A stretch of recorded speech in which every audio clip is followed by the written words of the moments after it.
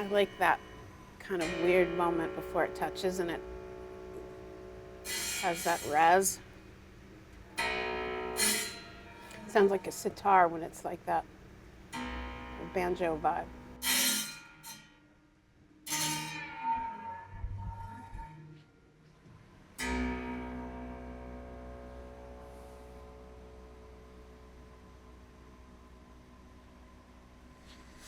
Oh my God, we thought it wouldn't work. It works! I feel like this is grander and more intimidating than anything that was on paper the last 2 years, for sure. It's great to stand in front of it, though. It's so different than the drawings, right? Once these are outside, they're going to get so small. Yeah. Right.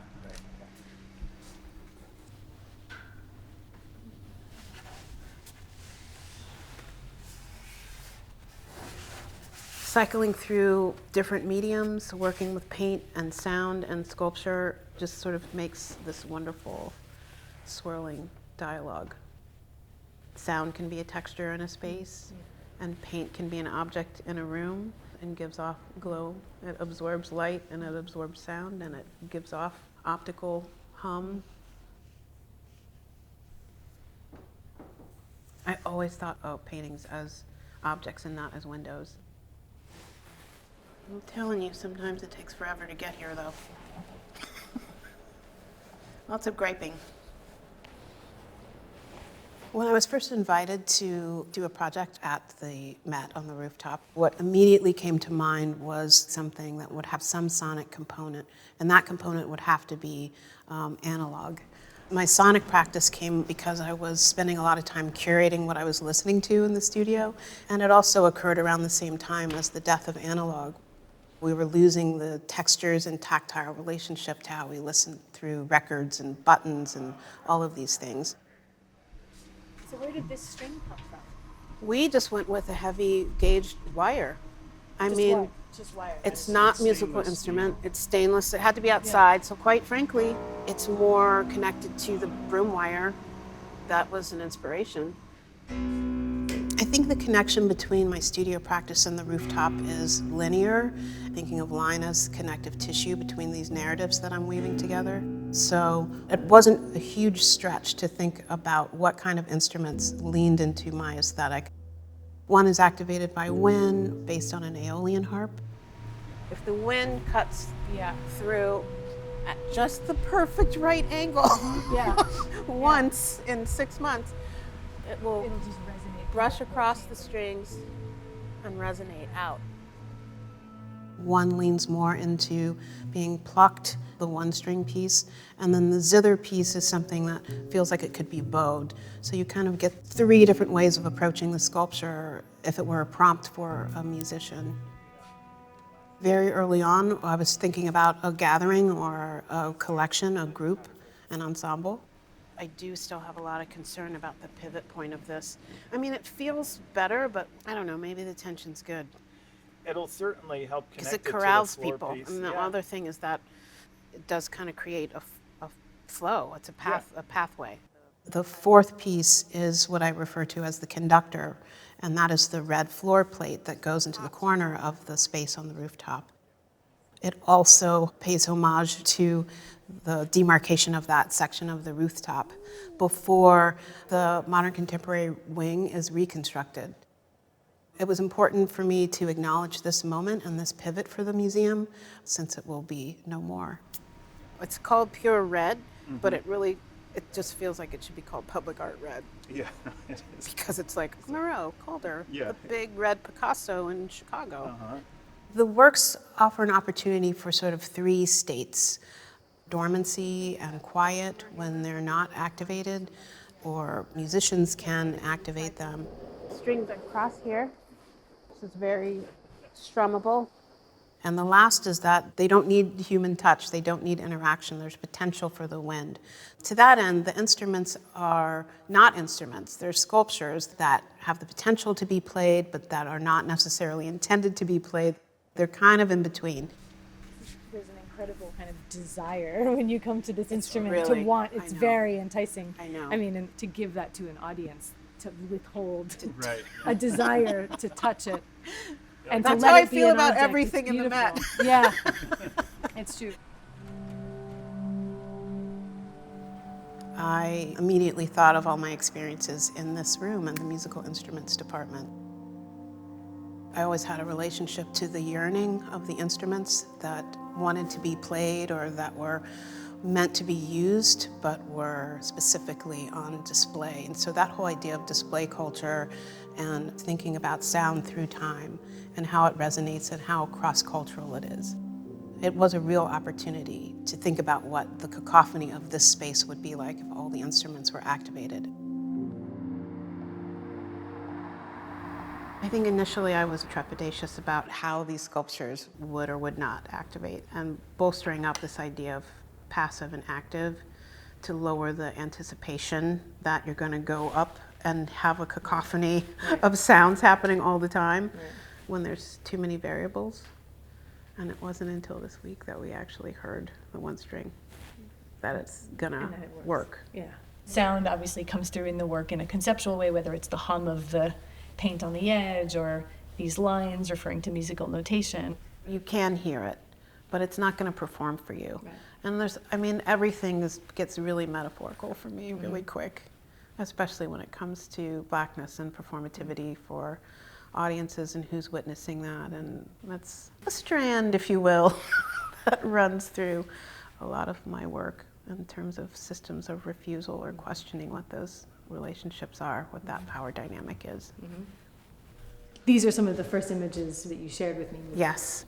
This is the photograph in the 1930s of young boys learning how to make these one-string instruments, and then Cage at the same time with prepared piano in 1938. So one is about deconstructing class and one is constructing something out of necessity and utility. And then from there, you sent all these lovely images of Moses Williams, Yeah.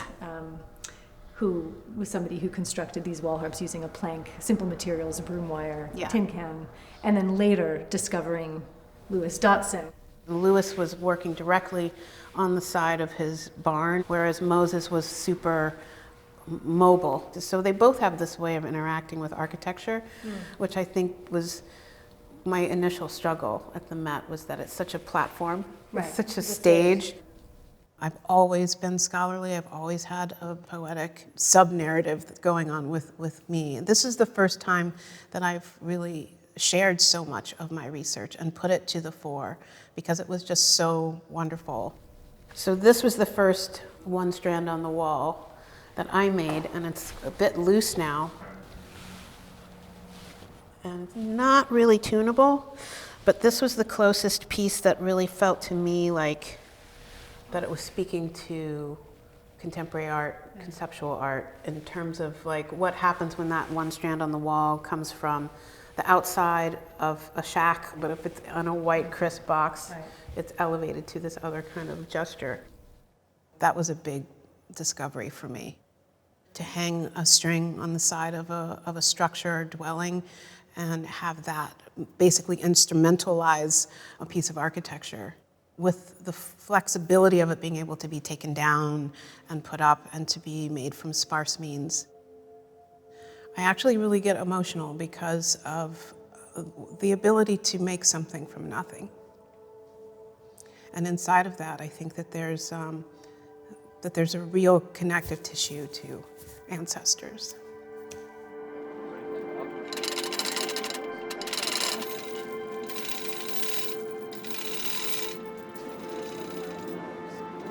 I've always had a relationship to architecture and wanting to connect to the architecture and be site responsive and site specific, specifically in the one string sculpture. The angles and the slimness of that really speaks to the landscape of the architecture that's behind it. But the rooftop presents a different challenge because it is sitting on top of thousands of years of art history.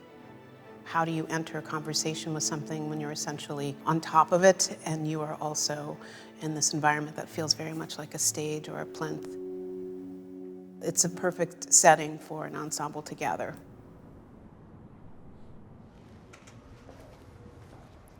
Thinking about having musicians interact with the work was there at the very beginning, but I have a lot of trepidation because I'm not a performer There's some risk in not knowing how it's going to work, what the pieces will be like or sound like. It's a big experiment.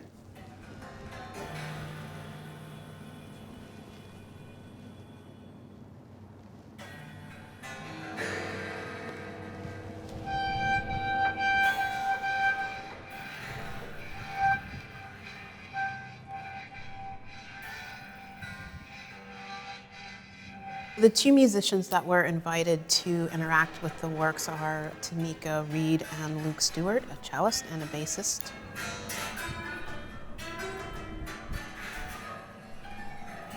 They have a sort of poetic approach to their own playing in a way that I thought something magical could happen here.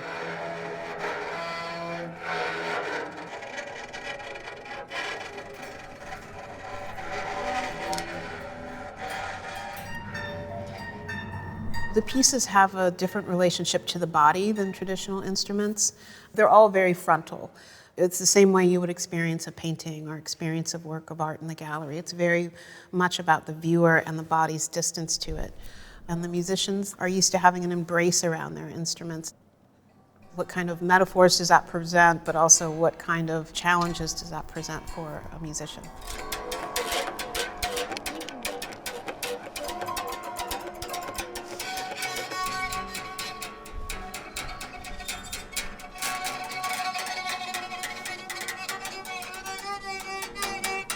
I also, in my research, was really thinking a lot about Black bodies in relationship to formalism and kind of still always unpacking my origin story inside of that.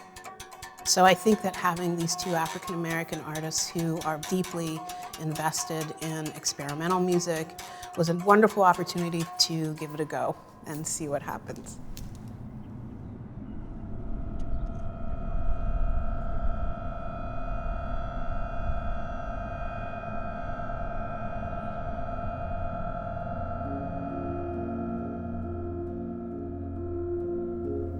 On a personal level, when the general public is on the roof, what I would hope is that they're there with some presence, with some thoughtfulness and awareness, and that they pay attention to some of the nuances that I'm trying to convey. When people are moving through the space, they will have a lot of surprises as they turn corners and edges. Energy appears, red appears, a line, a sharpness, in the same way that a sonic sharpness can bring you to a new space.